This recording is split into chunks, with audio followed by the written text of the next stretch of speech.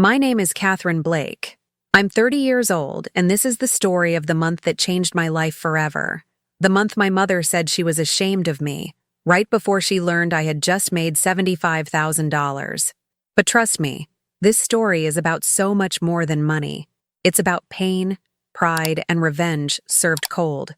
Colder than the snow that covers the rooftops of Ogden, Utah in January. It's about what happens when the people who are supposed to love you unconditionally become the very ones who try to break you. It's about how I stopped asking for respect and started demanding it. In silence. Through results. Through power.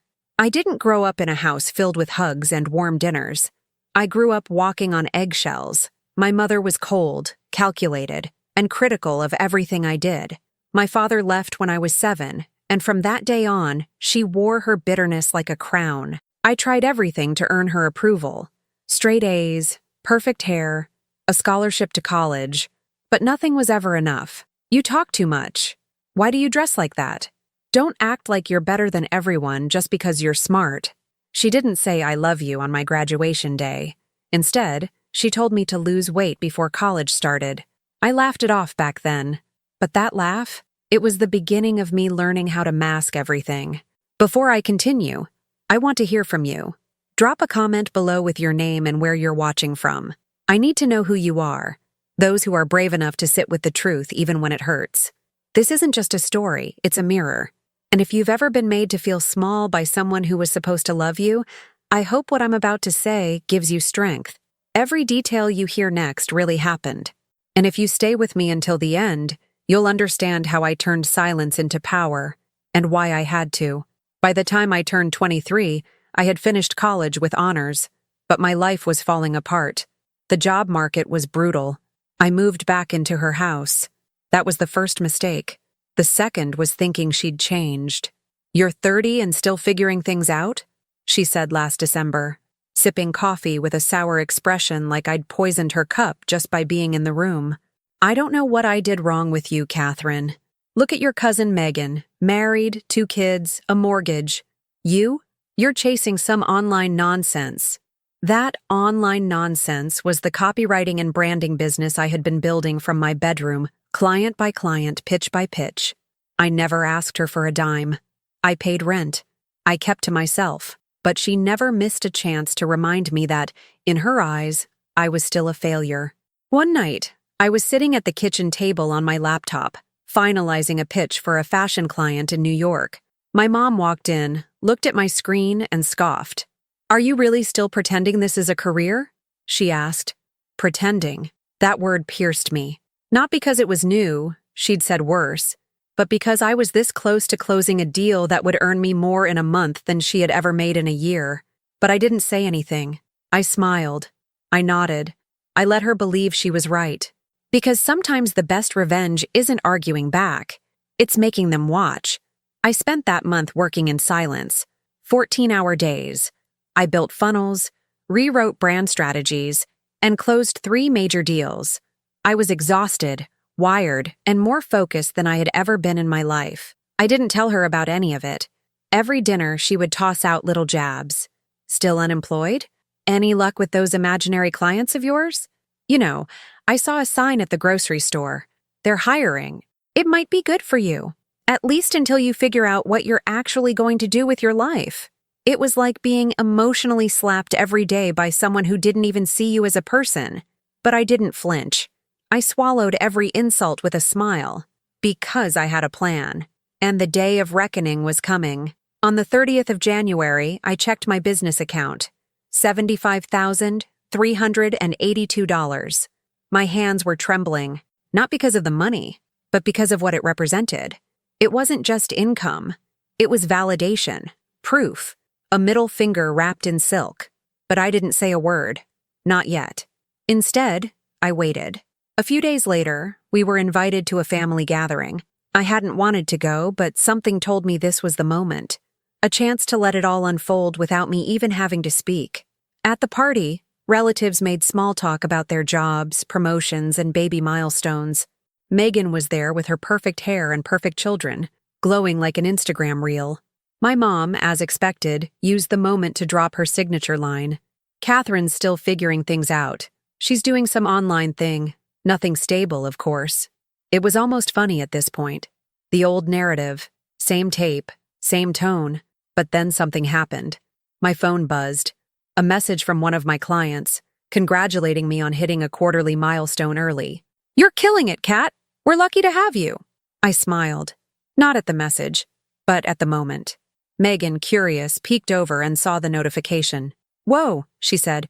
"Are you working with McAllister Brands? Wait, aren't they huge?" Heads turned. My mom blinked. "What?" Megan, now fascinated, asked again. "You're working with them?" I nodded. "Yeah, actually. Just wrapped a $25K project with them. They're launching a new skincare line." Silence. My mom's face froze. "You said 25,000? She asked slowly, like the numbers were in a foreign language. "For that one client," I said gently. "There were 2 more this month." And then I saw it. That flicker in her eyes. The one that said she finally realized she had misjudged me. She cleared her throat, tried to recover. "Well, I suppose that's nice." Nice? If this had been 5 years ago, I would have cried in the bathroom. But not now. Not anymore. Because something in me had changed. She wasn't the measuring stick anymore. She was the warning sign of what I'd survived. That night, after we got home, she didn't say a word. Not during the ride, not during dinner. But before going to bed, she stood by my door. She looked at me, really looked, and said something I'll never forget. "I didn't know, Catherine. I just thought you were wasting your life." And I responded with the calmest, most honest voice I had. "You never asked." She walked away without a word. And that was when I knew. This wasn't just success. This was freedom. The next morning, something in the house felt different. Not quieter, because silence had always lived in those walls, but heavier, like the air itself knew things had shifted. My mother didn't make her usual passive-aggressive comments over breakfast. She didn't sigh when I passed her in the hallway. She didn't ask me to explain myself, and maybe that's what struck me the most. For the first time, she was at a loss for words. I didn't gloat. I didn't offer explanations or rub my success in her face. That wasn't the point. The point was, I had reached a place in my life where her opinion no longer dictated my self-worth, and that, in itself, was a kind of revenge. A quiet, potent kind. The kind that left echoes. But the story didn't end there. You'd think that after learning about my success, my mother would warm up to me. That maybe she'd start seeing me in a new light. And for a moment, I believed that too. She asked me awkwardly if I wanted to join her for a walk later that week. It was the first invitation she'd extended in years. I accepted, cautiously. There was a part of me still hoping that we could rebuild something, that we could become more than just women who lived under the same roof. During the walk, she asked surface-level questions about my business. Who were my clients? How did I find them? How did I learn to do what I do? I answered honestly, though I could tell she wasn't listening to understand. She was listening to compare. "You know," she said, "I still think a steady job with benefits would be more secure. All that online money can disappear." There it was. The bitterness. The refusal to admit she'd been wrong. I smiled, but it didn't reach my eyes. "Thanks for the concern," I said. "But I'm okay." And I was.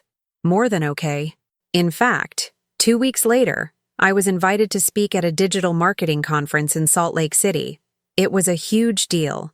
My name on the flyer, my photo on the site, a paid speaking engagement. Proof that what I was building wasn't just real, it was growing, thriving. I posted about it on social media and, like clockwork, my extended family started calling. Cousins, aunts. Even my estranged father texted me congratulations. My mother said nothing, not a word. She'd seen the post.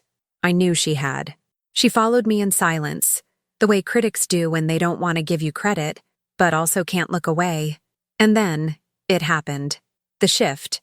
It wasn't immediate, but I noticed it. One morning, I heard her on the phone with a friend from church. "Catherine's doing some kind of branding work. She just spoke at a conference in the city." Yes, they paid her. It was the first time she acknowledged it to someone else. And yet to me, she still acted like nothing had changed. Like I was still the same disappointing daughter she'd always known. I suppose pride can be a powerful thing, especially when you've built your identity on the belief that you're always right, that your children must reflect your image to be worthy. But I wasn't her reflection. I was my own story. A few weeks after the conference, I received an invitation to consult for a tech startup in Los Angeles. They offered to fly me out, cover my stay, and pay double my normal rate. I accepted immediately, not just because of the opportunity, but because I needed space, real space, from the house, from her, from the history that clung to every corner of that place. The night before my flight, my mom stood in the doorway of my room. "You're leaving?" she asked. I nodded, packing. "For how long?" "A week, maybe more." She hesitated. "I guess that's good, for your work." I could have let the silence linger, but something in me wanted closure, not for her sake, but for mine. "Mom," I said, zipping my suitcase. "Why were you always so hard on me?" She blinked. "What?" I need to know. Did I ever make you proud, or were you just waiting for me to fail?" Her mouth opened, then closed. She sat on the edge of my bed, the first time she'd done that in years. "I didn't know how to love you the way you needed," she said quietly. "You were always so bright. I didn't understand you, and I didn't want you to end up like me, bitter, alone." I stared at her, unsure if I should feel pity or rage. "I'm not alone," I said. "Not anymore." She nodded. "I can see that now."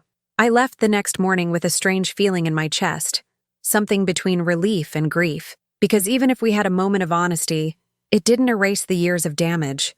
It didn't undo the nights I cried quietly so she wouldn't hear.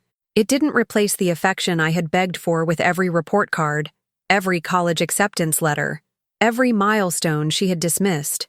In LA, I felt free. I stayed longer than expected. 1 week turned into 3. I rented a small apartment downtown, close to the beach. I met other entrepreneurs. I networked. I went out. For the first time, I felt like a woman who belonged somewhere. One evening, while sipping coffee on the balcony, I got a call from a woman named Elena, a former classmate I barely remembered. "Hey," she said. "I don't know if you remember me, but I saw your name in an article. They mentioned your earnings and your brand work. You've really made it, huh?" I smiled. "Working on it." She hesitated. "Listen, I'm actually looking for a brand consultant. I'm launching something new. Would you be open to a call?" Another door opening. Another reminder that I was building something bigger than I ever imagined. And yet, deep inside, a part of me still thought of home, of my mother, of the cold, tight-lipped woman who had once said she was ashamed of me, and who now sat alone in a house filled with silence of her own making. I didn't rush back to Utah, but I did send her flowers on her birthday. Not out of guilt, out of strength. I wasn't trying to prove anything anymore. I was living, thriving, and no amount of her past shame could undo that. Still, what came next, I didn't see coming, because the moment she realized how much I had really earned and what I planned to do with it, that was when the mask truly cracked.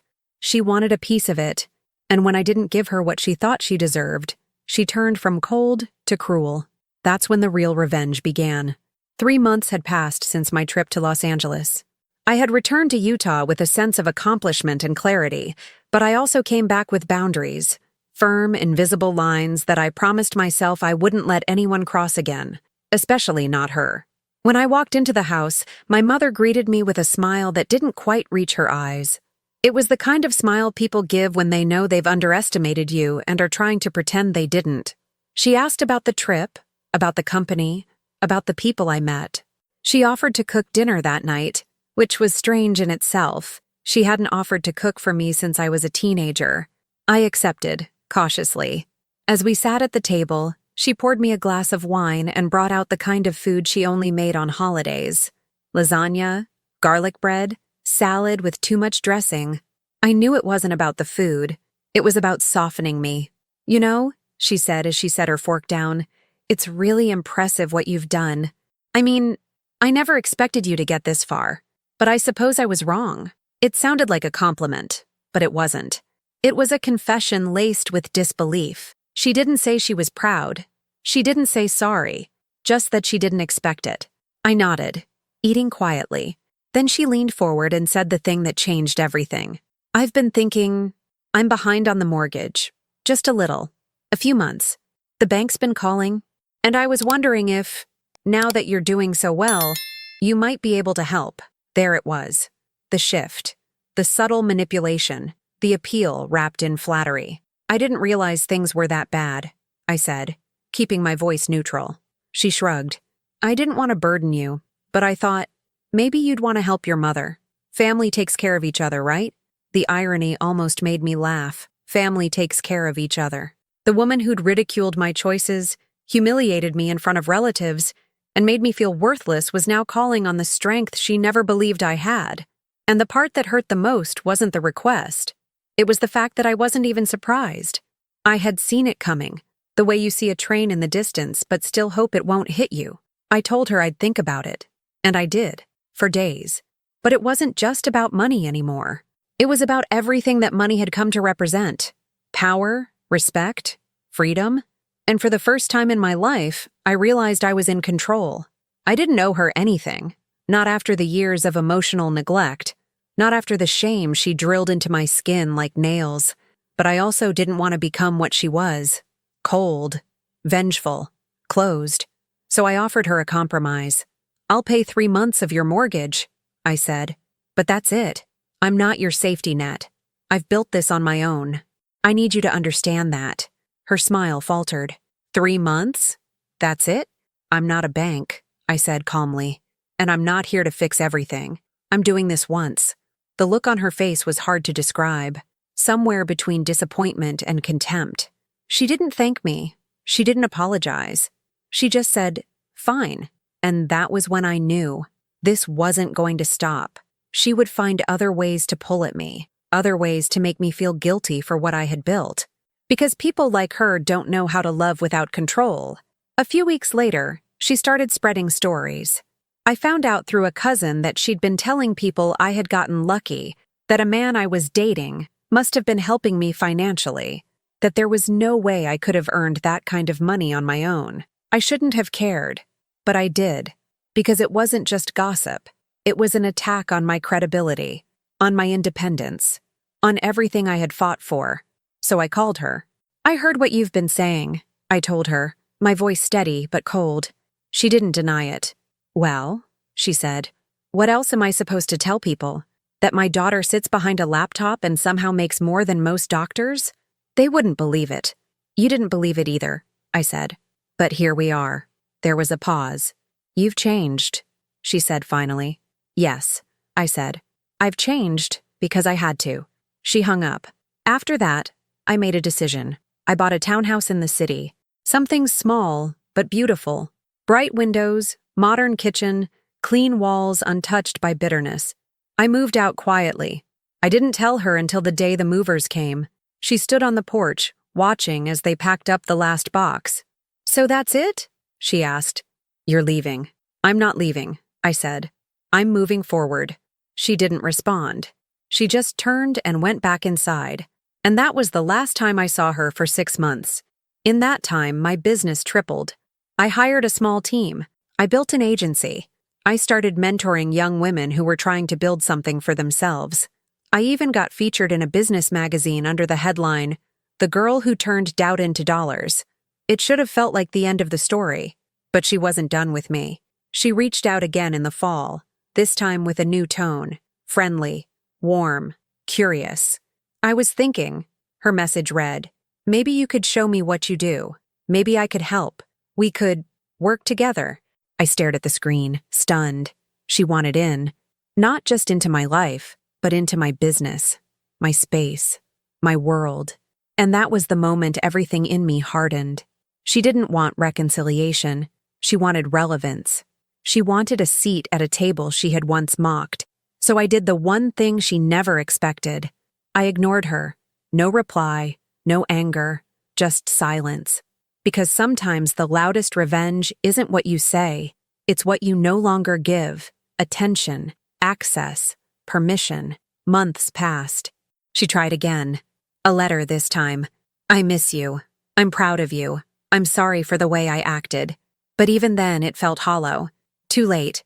Too polished. Too strategic. And as I read her words, I realized something that shook me more than anything she had ever said. I didn't miss her. Not the way a daughter should miss a mother. I missed the idea of what she could have been, and that hurt more than all her insults combined. Because I had grieved a relationship that never truly existed, and now I was free. I started sleeping better after that. There was a calmness in my chest that I hadn't known since childhood, a stillness that came not from external peace, but from internal certainty. I was no longer chasing approval. I was no longer trying to fix something that had never been whole. For the first time in my life, I allowed myself to live without the echo of her disappointment rattling in my bones. It was quiet, and it was beautiful. My agency was growing faster than I could have imagined.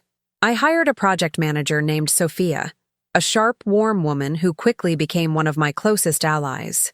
We built new systems, automated client workflows, streamlined processes. I wasn't just running a business, I was leading one. I started receiving invitations to speak, to consult, to teach. People asked for my advice. They valued my experience. And slowly, I started to believe what everyone else seemed to already see in me, that I wasn't a fluke. I wasn't lucky. I was powerful. But even power doesn't immunize you from wounds. One morning, while prepping slides for a leadership workshop, I received a call from my cousin Rachel. She was one of the few family members who had always shown genuine support. Her voice sounded off. "She's not well," she said. "Your mom." My hand froze on the mouse. "She's been having dizzy spells, chest tightness. She's not telling anyone, but I think it's serious. She's scared." A part of me wanted to ignore it. After everything, after all the pain, why should I care? But another part of me, the part still tangled in blood ties and what-ifs, felt something shift. "Has she been to a doctor?" I asked. "She refuses, says she doesn't want the attention, but you know what that really means." I did. It meant control. It meant fear disguised as pride. It meant pretending everything was fine until it wasn't. That evening, I sat in my apartment staring at my phone. I didn't want to call her. I didn't want to open that door again. But something in me couldn't walk away, not completely. So I texted, "I heard you haven't been feeling well. Do you need anything?" She didn't respond until the next day. "I'm fine. Thanks for the concern." No heart emoji, no warmth, just that same clinical detachment she used when I was 8 and crying over a scraped knee. I should have left it there, but I didn't. I drove to her house 2 days later. The same old red bricks, the same creaky steps, the same porch swing that had long since lost its rhythm. She opened the door slowly, her face pale, thinner than I remembered. She didn't look surprised to see me, just tired. "Came to check if I was dying?" she said. "I came because I still care, even if I shouldn't." We sat in the living room. The TV was muted. A blanket was folded too neatly on the armrest beside her. The silence between us felt like a third person in the room, watching, waiting. "I'm not sick," she said finally. "Just tired." Tired isn't a diagnosis. She looked at me, and for a moment, the wall cracked. Her eyes filled with something she didn't want me to see. "I don't know how to be soft," she whispered, and that was the closest thing to an apology she had ever given. But softness wasn't what I needed from her anymore. I didn't come looking for healing. I came to say goodbye to the version of her I had clung to for years, the one I had built in my head, the one I had hoped would one day love me the way I needed. "You don't have to be soft," I said, "but you don't get to be cruel either." She looked away. "You're not the only one who's tired," I added. "I spent most of my life trying to earn your love, and now I've spent the last year learning how to survive without it." She said nothing. I stood to leave, pulling a folded paper from my coat pocket. "This is a list of local specialists, and a referral for a cardiologist. If you need help getting there, call Rachel, not me." She took the paper without meeting my eyes, and I walked out of that house for what I hoped would be the last time. 2 months passed, then 3. There were no messages, no updates. I focused on work. I traveled to New York to speak at a conference, then to Austin for a client retreat. I laughed more. I spent weekends with friends.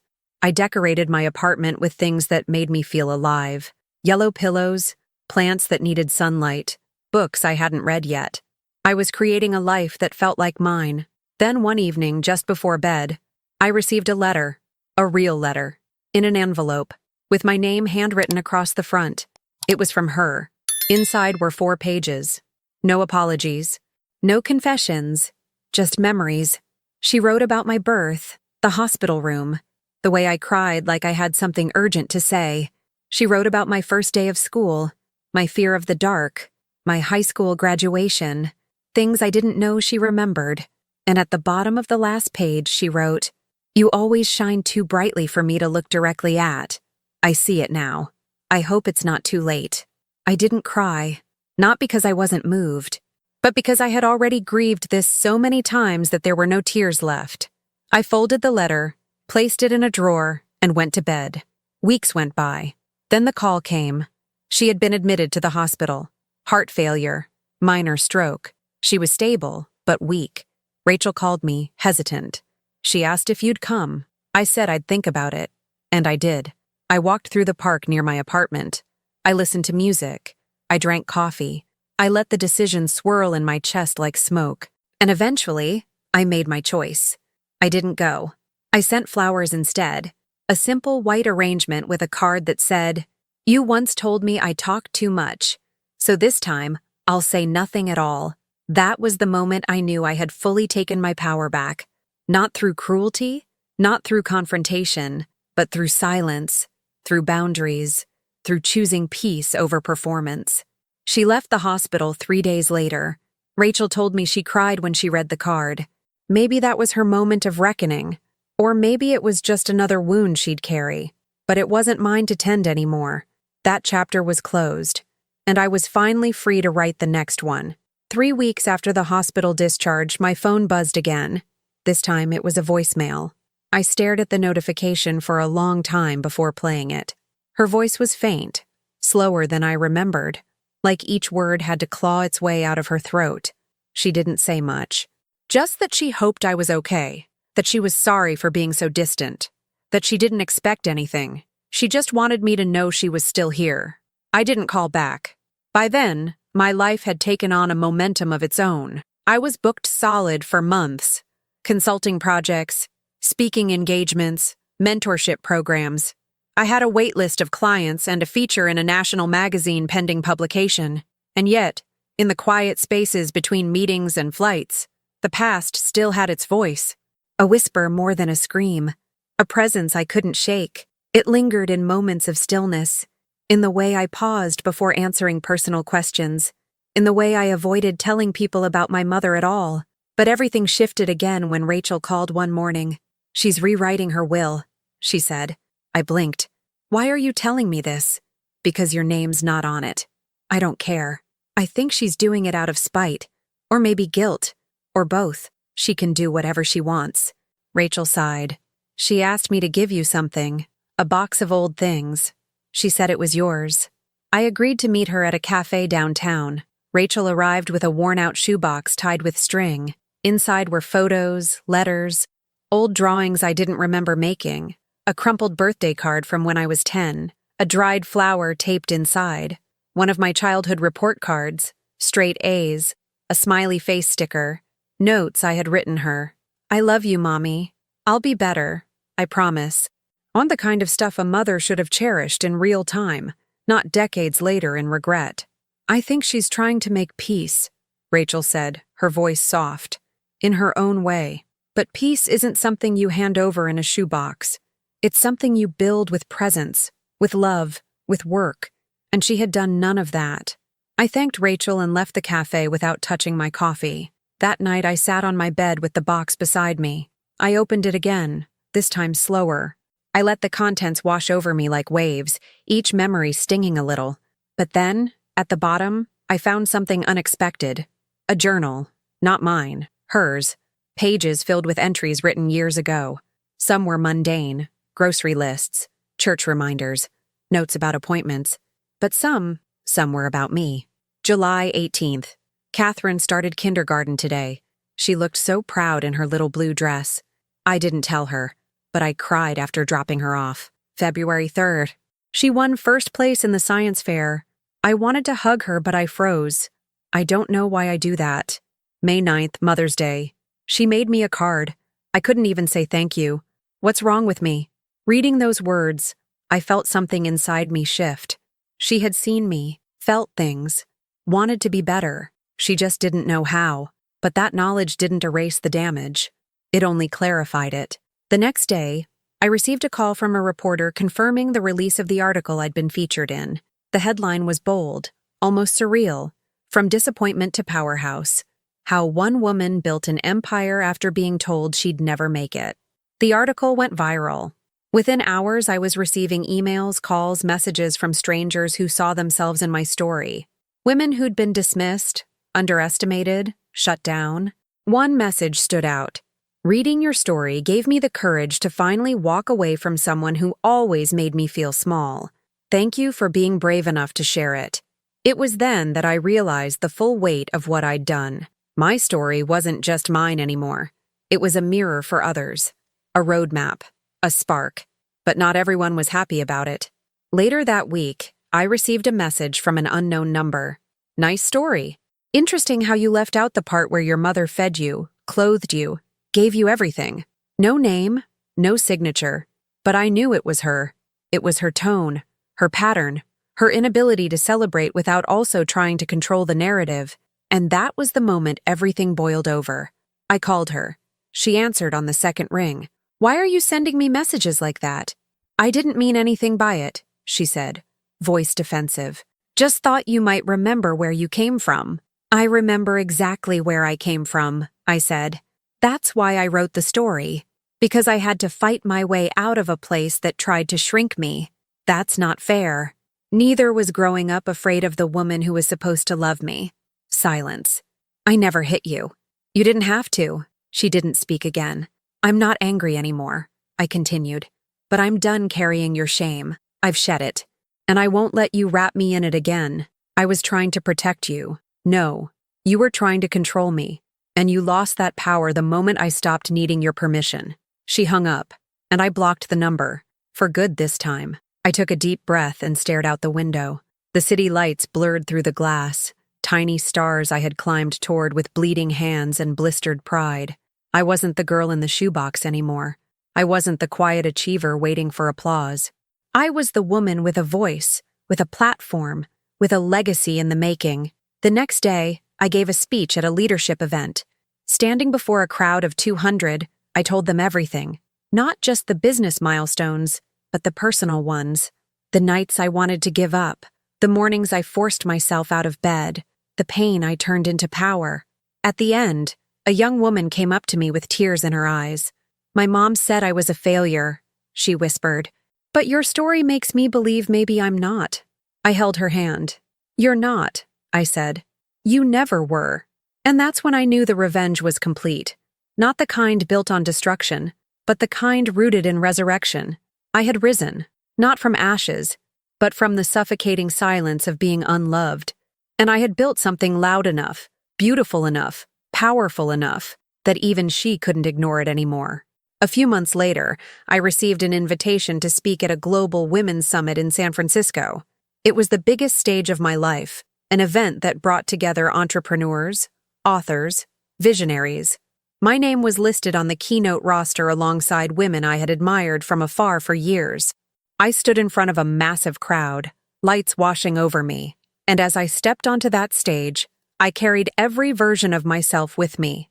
The little girl who wrote "I'll be better" in pencil on notebook paper, the teenager who cried silently in her room, the woman who had built a business from the wreckage of rejection. I opened my speech with a simple truth. My mother once told me she was ashamed of me. Then she found out I earned $75,000 in a single month. The room went still. Not because of the money, but because of the weight behind those words. I could feel the eyes, the breaths being held, the stories being remembered by women in those seats. "But this isn't a story about revenge through wealth," I continued.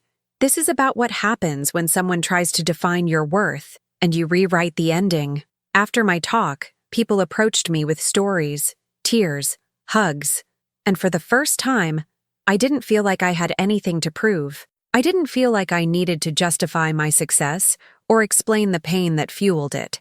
It simply existed. It was part of the landscape now, like mountains that had always been there, shaped by pressure, time, and resistance. But as I climbed higher, I noticed something I hadn't prepared for: loneliness. Not the kind that comes from lack of company, but the kind that lingers when you've outgrown every place you once belonged to. When your roots are tied to pain, and your wings carry you far beyond it. I had escaped the weight of my mother's judgment, but in doing so, I had also severed something fundamental. My past had become a closed room, and I was on the outside looking in. I tried reconnecting with people who knew me before I became the woman in the article, but most didn't understand the changes. They treated me like an upgraded version of myself rather than a completely new one. Conversations became shallow.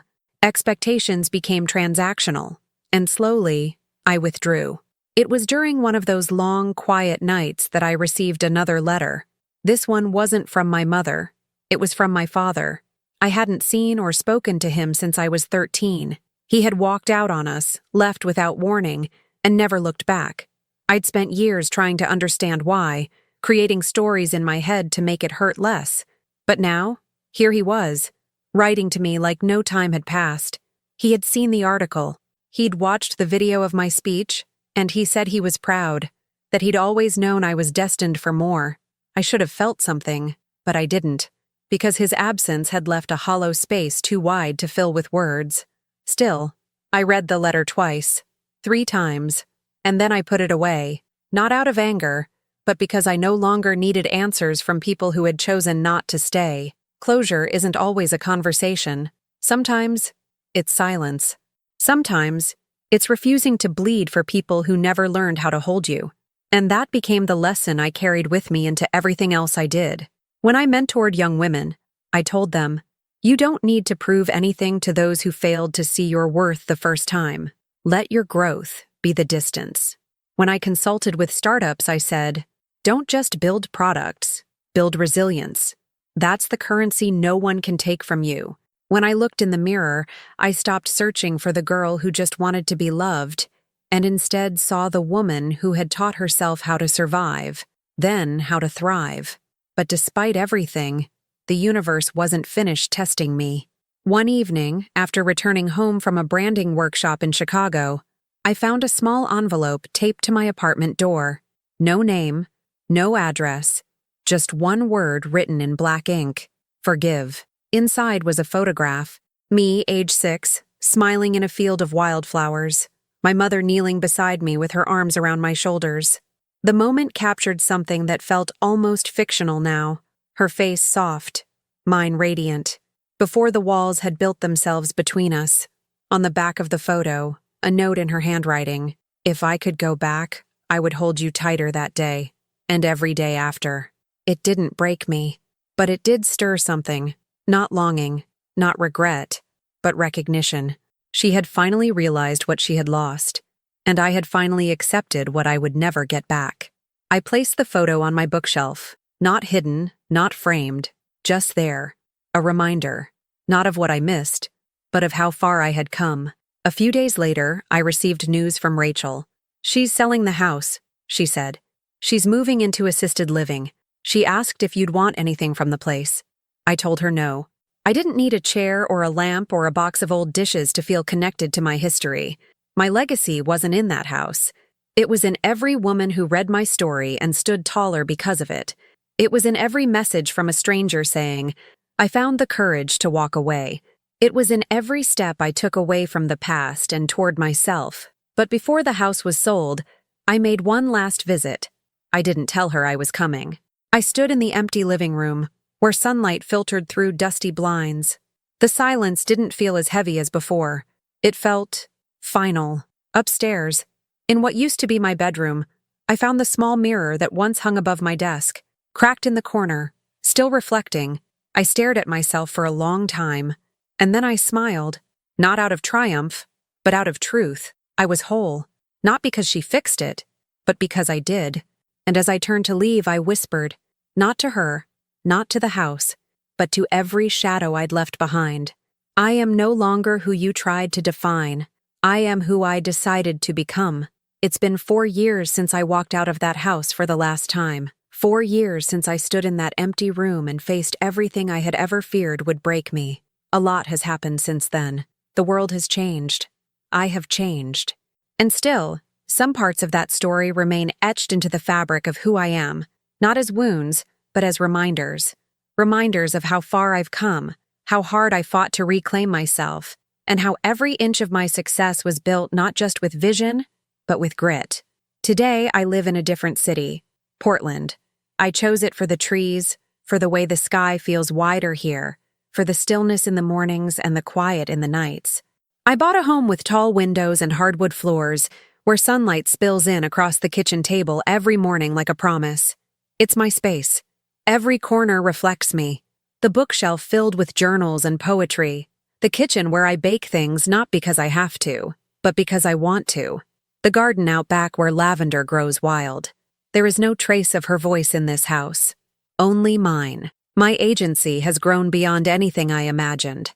What started as a one-woman operation is now a thriving team of 12. We've expanded our work to include creative education programs for women entrepreneurs, giving them tools to build their own brands, tell their own stories, and take up space without apology. I've spoken on panels across the country. I've been featured in Forbes, Fast Company, Entrepreneur. People see me as an authority now, a leader. But when I look in the mirror, I still see Catherine Blake, the woman who built herself from the ashes of someone else's shame. Some nights, I sit on my porch with a glass of wine and think about what I would tell my younger self if I could. I think I'd tell her that she doesn't need to keep trying so hard to be loved by someone who only knew how to criticize, that her worth doesn't live in another person's approval, that one day she'd look back on all the rejection and realize it wasn't the end of her. It was the beginning. And I'd tell her to keep writing, keep dreaming, keep building, because her future is waiting, and it's so much more beautiful than anything she could have imagined. I haven't heard from my mother in over 2 years, not since the house was sold.